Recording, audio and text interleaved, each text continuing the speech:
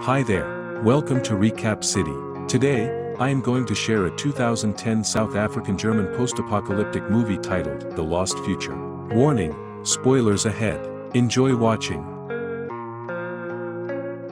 The movie is set on a post-apocalyptic Earth. The remaining humans that survived the apocalypse are now living a primitive kind of life, living without the technology they are used to. They are also being aware of a group of beasts that wander the earth which can transform humans into mutants when bitten. One day while hunting for food, a young man named Savan separates from the group and defies the chief's order to turn back. His friend Yomak reminds him that it's forbidden, but he claims that age has made the elders too cautious and that he's the son of the chief, so they can get away with it. However, they are found by Chief Yuri, his father, and scolds him for not thinking and putting their lives in danger. He reminds his father that they've only been eating roots and berries and it's not enough and he's tired of getting hungry. He also wants to prove that he's the best hunter in their tribe. Chief Yuri is convinced and gives him his chance.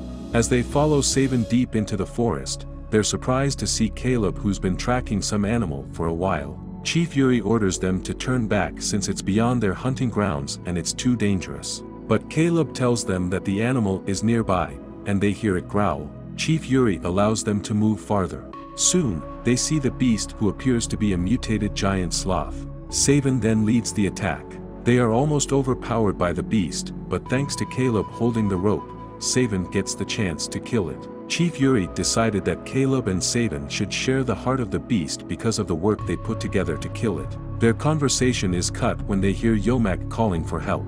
He was bitten by the beast and started turning into a mutant. He begs Savan to kill him because he doesn't want to turn into a beast, but Savan could not do it. As he's about to attack Savan, Chief Yuri kills him with his spear, which makes Savan furious. After the incident, they decided to return to the village unaware of a mysterious man watching them from a distance. When they reach the village, Doral happily receives Savan, telling him that they'll have a feast tonight, while a jealous Caleb is being teased by his sister Miru, telling him that he doesn't have a chance with Doral. Chief Yuri talks to the elders, telling them that the mutants are within their home, so they need to leave. But the elders insist that they stay because they've always been safe there and there's nowhere else to go. The elders add that whatever may happen to them, it's the will of God. Caleb joins them and tells them that they should choose their fate, just like what his father did when he went out and searched for the truth. He further said that his father believes that there are other tribes out there that can help them. But Chief Yuri tells him that it's impossible for more survivors and what's out there is just disease and death. At night, Caleb talks to his sister about their father. Caleb decides to leave the village to search for the truth like him, but Mira doesn't want to go with him because she doesn't believe in it. The morning comes, and Caleb kisses her sister goodbye while she's asleep, then went on his way. He stops on a river to get some water when he suddenly notices a group of mutants making their way to the village. He then rushes to the village to warn them and help. Meanwhile, Savan notices the mutants attacking the other guard and shouts at the villagers that the beast is already there. The mutants attack the tribe and the warriors immediately meet them with their weapons, starting a vicious fight. While the men do manage to kill some mutants, their numbers still are much larger, so the elders call for everyone to enter a cave where they can hide. As Savan watches how the mutants kill and bite his father, the elder orders the youngsters to close the cave because the beasts are about to reach them and they don't have time for any remaining people to join them. The boys obey, leaving Caleb, Savan, and Doral outside. Doral is attacked by a mutant and Caleb quickly saves her by killing it, but Savan is the one she hugs afterward. The three of them hide behind a big rock and watch the mutants wander around the cave, searching for a way in.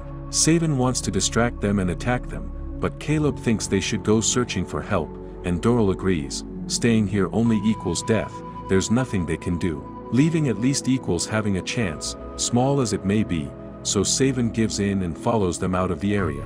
After wandering around for a while, they stop by the river, unaware that Amal is watching them again. Savan finds a book in Caleb's bag and he has to explain what it is, an object from the old world that his father brought him, and he used it to teach him to read, which nobody in their tribe knows how to do.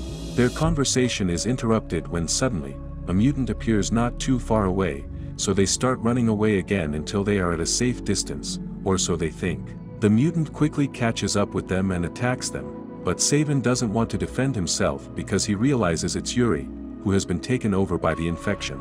He's saved by Amal, who finally shows himself as he kills the beast, reminding them that wasn't Yuri anymore. After confessing he used to know Caleb's father, he asks them if their noses are okay and not bleeding, because the infection isn't only transmitted to a bite. Biting makes it advance fast, but breathing near them is also enough to get it and become a mutant in a much slower, agonizing way.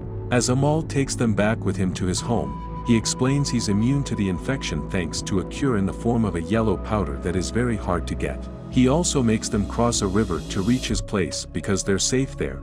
The mutants are scared of water, and that's why the beasts never reached Amal's home, which is in the ruins of an old building. Once there, Amal introduces them to his son Persk and his wife Nina, who is furious with him for having brought infected humans to their home, but Amal thinks it's worth the risk. While having lunch together, Amal tells the story of what happened to the group, who believes it was a punishment from God. Humans tried to bring extinct animals back to life, and with them, they also revived a disease they couldn't control. He knows all this thanks to Caleb's father, whose ability to read allowed him to research the matter and create a cure in the form of that yellow powder. If you've already turned, the powder is useless, but for those who just got infected, it can cure them. Sadly, Jarrett died before he could take the powder back to the village, and it was stolen by a ruthless man called Gagan, who now keeps it to himself. Amal wants to guide the group to the abandoned city where the powder and possibly the formula are hidden for Caleb to decipher, and the group agrees. When night falls and everyone goes to bed, Nina hears some noises and decides to lock the door. Caleb hears some noises as well and wakes up to find Savin and Doral making love. He can't help staring at them, and when Doral notices him, she stares back until he turns around. Back in the village, the mutants grab some of the weapons the bodies are holding and start using them to hit the wood that covers the cave entrance. Miru thinks they should be trying to do something, but the elder wants them to do nothing but pray. Remy doesn't accept this and starts moving some smaller rocks at the back of the cave, which the elder doesn't approve of, claiming it goes against God's will. Miru thinks God shouldn't blame them for surviving and begins helping him dig. When they finally make a hole big enough, the two of them plus Yomak cross to see what they can find. There is a small tunnel filled with water and a breeze coming out from it, but the gap is so small only Miru could fit through it. She gets in the water and tries to swim through, but quickly comes back when a bunch of leeches attach themselves to her body. The boys help her get all of them off, and once she's clean, she decides to try again, because they've come too far to give up now. Meanwhile, the elders are at the cave entrance, watching the mutants through the gaps in the wood, and one of them slips its hand under it to grab them. They quickly kill the beast with a spear, but the elder's nose is now bleeding, a sign of infection. The other person who is starting to nosebleed is Yomak, who has crossed the underwater gap with Remy after Miru made room for them. They find a tunnel that goes outside and starts to climb it, only to discover there are mutants at the end. They go back down, but they do it so fast and clumsily that Yomak falls and breaks his leg. He doesn't want to be helped though, because it would cause them to slow down and allow the mutants to get them all, so he stays back as bait while Miru and Remy run away. They cross the underwater gap without issues, and after eating Yomak, the mutants try to follow them, but they are held back by the sight of water. When Miru and Remy make it back to the main cave, they discover most of their fellow villagers have gotten sick, displaying the symptoms of the disease. When the elder gets too sick and asks for mercy, Remy refuses to do anything, so Miru takes his spear and doesn't hesitate to stab him before he mutates, asking the others to do the same to her if it comes down to that. In the morning, Amal and the trio leave the ruins to go searching for the powder. They take Amal's raft and the boys learn how to row since they have never seen any kind of boat before. A group of mutants sees them from the hills and starts throwing rocks at them, so the group starts rowing faster until they lost them. Amal tells them of a brotherhood that used to exist before Gagan created a huge conflict over the ownership of the powder, but he knows there are a few of them around, so when they get to the shore, he wants to light up a beacon to see if they'll come. While he is up in a tower starting a fire, a group of mutants approaches them, so Amal tells the trio to run as he comes down and fights them. Caleb doesn't want to leave him, but Savin thinks it's too dangerous and drags him back on the raft with him and Doral as Amal falls into a hole and the mutants try to get them there. One even falls in the hole with him, and Amal stabs him with an arrow, so now he's stuck in the hole with a mutant body on top of him. Unaware that the Brotherhood has seen the beacon and is coming for them, the trio gets away on the raft as they discover Doral is starting to nosebleed too. As the Brotherhood finds and rescues Amal and he tells them he's found someone that can read and should be protected, the trio arrives at the ruins of an old city. They discover the people here are living under a strict tyranny, and when one man runs away after getting whipped for stealing, the trio approaches him to ask him some questions about the powder. The man considers those questions too dangerous though, so he runs away again, and Saven tries to catch him. Unfortunately, he loses him in the way, and when he comes back, he finds Doral and Caleb being taken away by some guards to see Gagan and his daughter Giselle. Gagan doesn't want to share the powder, so Caleb explains he's the son of the creator and he can read as well, so he can make more. Gagan still refuses to give it to them, wanting to save it for his future children and grandchildren, but he does allow him to go to the library and try to recreate it while Doral is taken to isolation. Once Gagan is gone, Saven sneaks into the room and talks to Giselle, asking her to take him to the powder. At first, she doesn't want to help because she's afraid of her dad, but after seeing him being so ruthless to visitors, learning he stole the powder from an innocent man, and hearing Saven talk about giving hope to thousands of survivors, she changes her mind. Giselle takes Saven to his father's safe, which can only be opened with the key he carries around his neck. Saven doesn't believe this because there's dust all over it, meaning it hasn't been opened in a long time, which contradicts Giselle saying Gagan takes out a bit of powder every day. They search the room for other hidden spots and find nothing, so Giselle comes up with a plan. At the library, Caleb finds his father's work. While he can read it, it'll take him weeks to understand and recreate it, a time he doesn't have because he's starting to nosebleed too. Gagan says Caleb can't do this and refuses to give him some powder to buy more time, but their conversation is interrupted by Giselle, who has come to tell her father someone has broken into the other room to steal the powder. When Gagan rushes there, he finds nobody in the room, but he checks the powder is okay and reveals to a hidden Saven its hiding spot. Saven jumps down to Gagan and knocks him out, and he's about to kill him when Giselle stops him and shares the powder with him, curing him of his symptoms. The two of them rush to see Doral and cure her too after knocking out a guard, and as they leave, Giselle gives the flashlight to Saven and asks him to continue Caleb's father's work.